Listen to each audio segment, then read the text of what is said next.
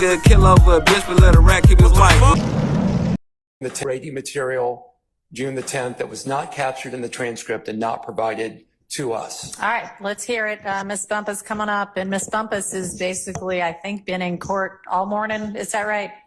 Okay, coming up and take the stand. Sure. Ms. Bumpus, would you please stand and raise your right hand? Do you swear the testimony that you're about to give today is the truth, the whole truth, and nothing but the truth? Yes. Okay, please be seated. Would you please state your name for the record? Kayla Bumpus. And what is your relationship with respect to Mr. Copeland? I previously represented him on criminal cases, but for purposes of this case, I was a stand-in attorney. And what was your intent in representing Mr. Copeland? To make sure that his rights were protected and to make sure that Jonathan Melnick was good to go. All right, let's focus on the discrete issue that is before the court, okay? Certainly. You were present in the June 10th, 2024 ex parte meeting, is that correct? Yes. Have you read the transcript to the ex parte meeting? Yes. Um, I'm not sure if that is already an exhibit in this case, Your Honor. It is, it's a part of the record as a transcript. Okay. It's been filed in Odyssey into the case. Okay. So I don't think it needs to be an exhibit unless you want to make it exhibit for the purposes of this hearing, but it's in the record. Okay. I'll just be referring to that transcript. So have you read the transcript from the June 10th ex parte meeting?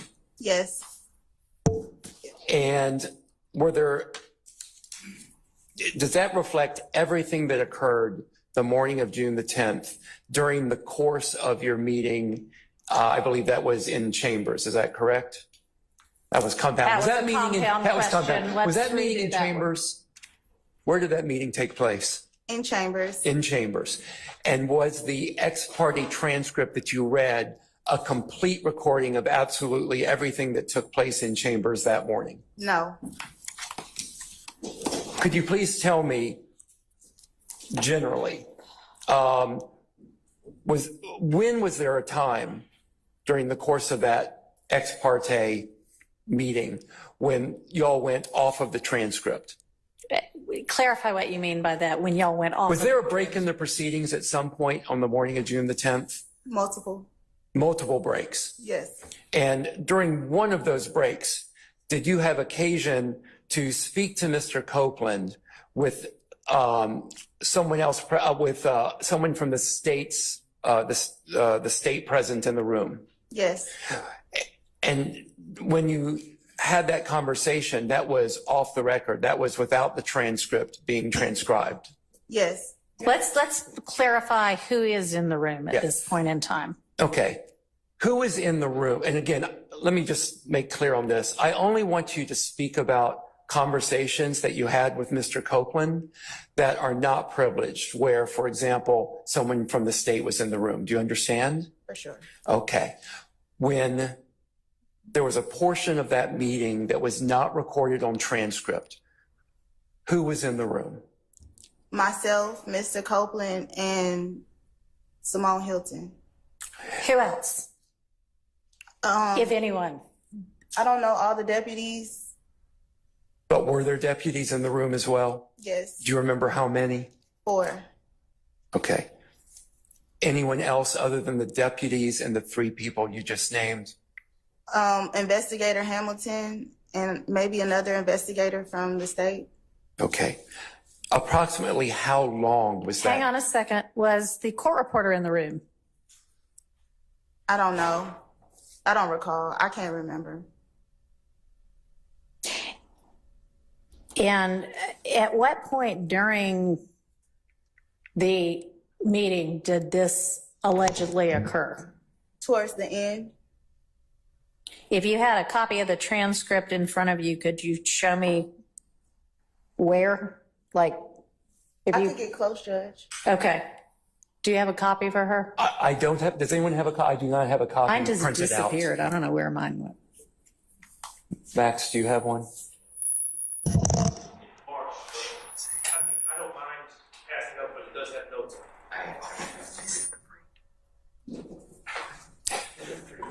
Maybe not. Let's get a clean copy. Okay. What had just occurred, and then what occurred following it? What had just occurred prior to?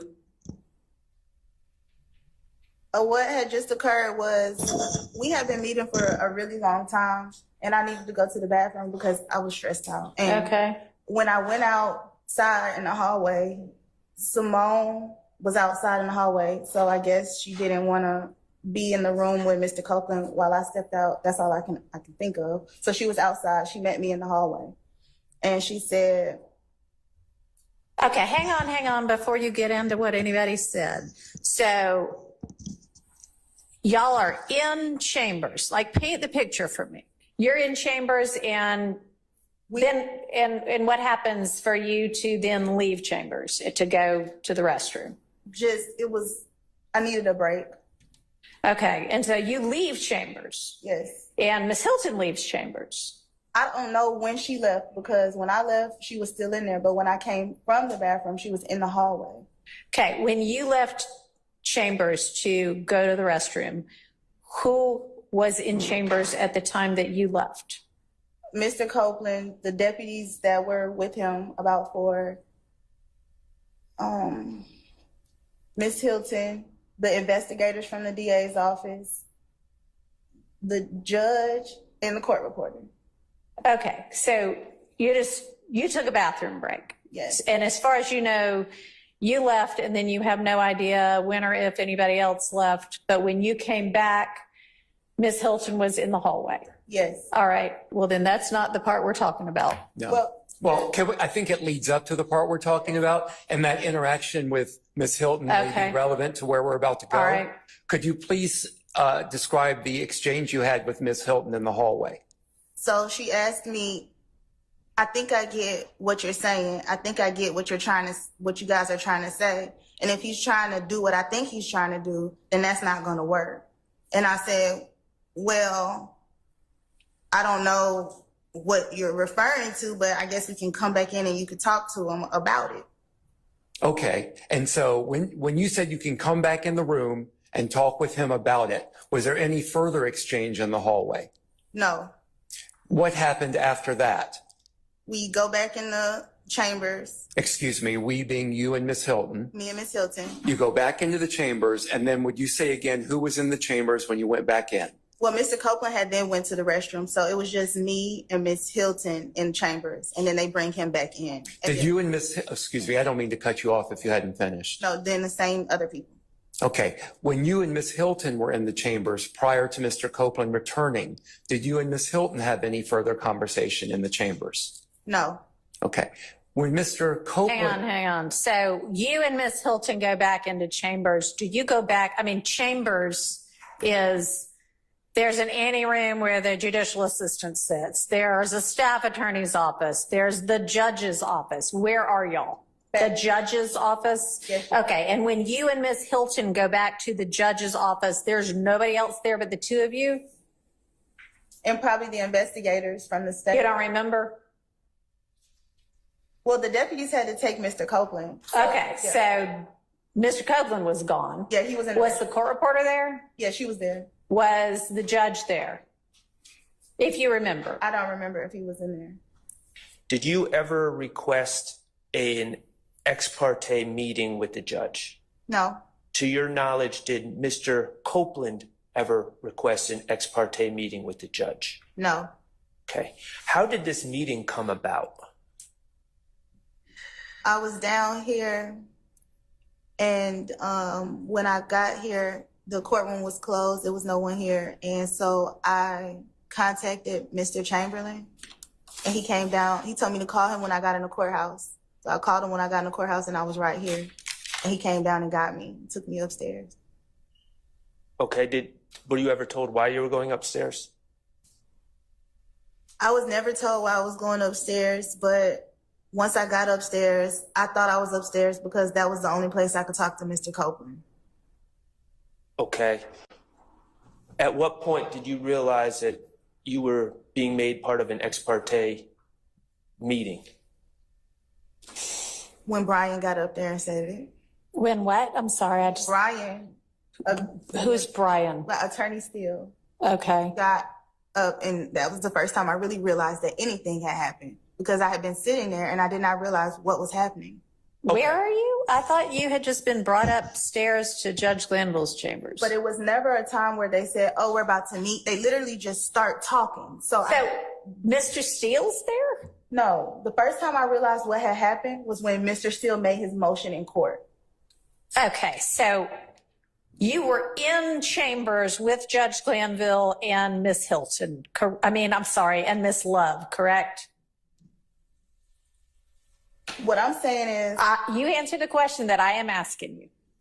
You were in chambers with Miss Hilton and the judge. I'm sorry. There are two different parts to this ex parte. You were in chambers with Miss Love and the judge and a court reporter, and y'all had conversations, correct? yes, Okay. And you were aware prior to that morning that this case was being tried, correct? yes, Okay. And you were aware that Miss Love was a member of the prosecution team, right? yes, And that Judge Glanville was the presiding judge at the time. yes, And that there were defense attorneys on the other side of the case, right? yes. Okay. And so when you went into the meeting, you could see that there were no defense attorneys present, right? No, but what I'm saying is, I didn't know I was going into a meeting. Ma'am, I understand. Answer the question I asked you. You could see at that point in time that there were no defense attorneys present in the chambers, correct? Yes, Okay. So at that point in time, you knew this is a meeting with the prosecution and the judge and no defense attorneys, right? what I'm saying is, Ma'am, answer the question I am asking you. I didn't realize it was a meeting. Okay. So at the point when people started talking, let's call it a meeting at that point in time. Okay. Okay. And so you knew that the defense attorneys weren't there then, right? Yes. Okay. And so you knew it was an ex parte. If you knew the term ex parte. Yes, I know. Okay. Go ahead. Did Kenneth Copeland ever say, I killed Nut while Simone Hilton while you were in there? Can you ask the question again? Did Kenneth Copeland ever say to Simone Hilton, I killed Nut? No, Did Kenneth Copeland ever say to Simone Hilton, I killed Donovan Thomas? no, Did Kenneth Copeland ever say that he killed anybody to Simone Hilton? no, Did he say any of those three things in Simone Hilton's presence and hearing, to your knowledge? Can I answer that with a non-yes or no question, Judge? With a what? With an explanation, because he didn't say yes, or he did not say I killed, but he said, you cannot tell me what I did or did not do. Okay. That's the extent that he said. Yes. Okay. When you spoke about someone asking the sheriff to turn off their body cameras, was that Miss Hilton? Did you say Miss Hilton told the sheriffs to turn off their body cameras? Did I hear that wrong? You heard that absolutely wrong. Please tell me who it was. I clearly said Deputy Brown. Thank you. Thank you for clearing that. You're welcome. You testified earlier that Mr. Copeland said something akin to, I can claim all of this. Did I hear you right? Yes. Okay. And who was he talking to? And Simone. okay. And did you know, or did he ever make clear what all of this was that he was talking about?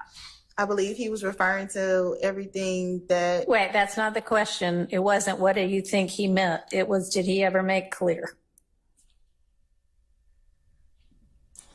he said everything in this case. He said the words, everything in this case? I don't know if those were his words verbatim, but that's what he said.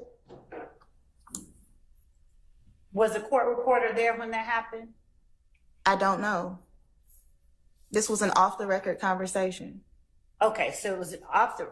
So when what about his words? What words did he say that makes you now say that's what he said if you don't remember exactly how he put it? I said I don't remember his words verbatim, Right. but I was there and he said, I can claim all of this. I can take all of this. That's what we were talking about. We were talking about this case. Okay.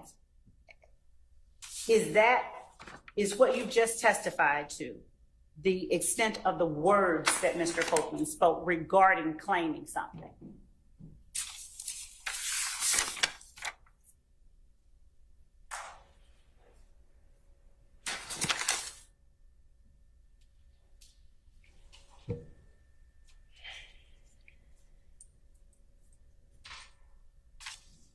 Can you repeat the question?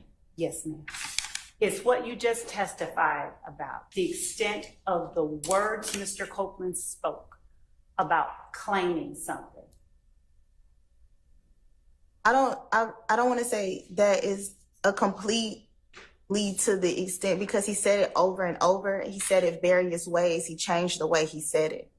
So The conversation finishes. How does everybody get back in the room? And how is it that y'all go back on the record? Give me the details of that. she just, we just finished the off the record conversation, and just Simone just says everybody can come back in. And then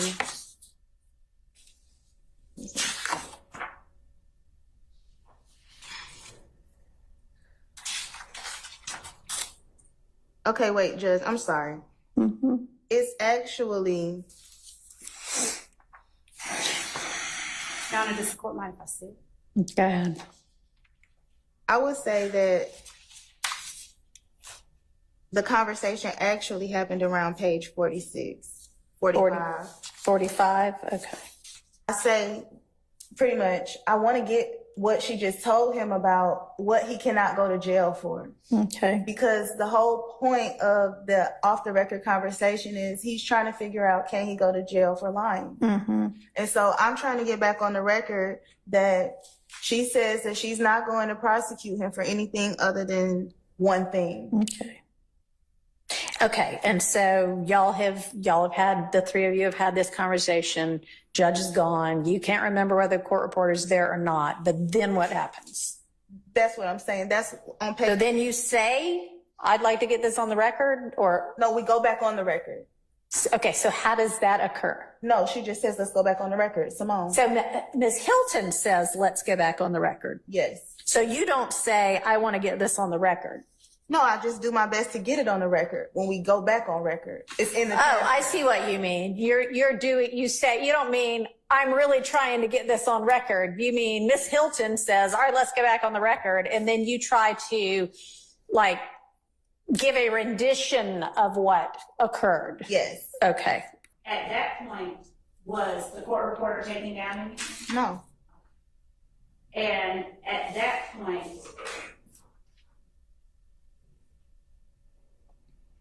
did the court give any indication, did the judge give any indication that he was paying attention to it, whatever it was? I can't answer that. Did he give any indication? Did you see any indication that he was paying attention? I can't answer that. Yeah, you can. I don't know. I wasn't paying attention to him. So no, as far as you know, he gave no indication. She's asking from your personal observation. Answer it as to that. That's what she's asking you. I would have to say no, but I would also say I wasn't looking at him at all. All right. Does anybody from the defense side have follow-up questions for Ms. Bumpus? I have just a few, Your Honor. Okay.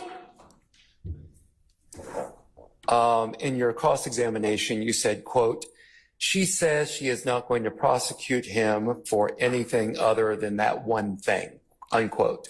What is that one thing?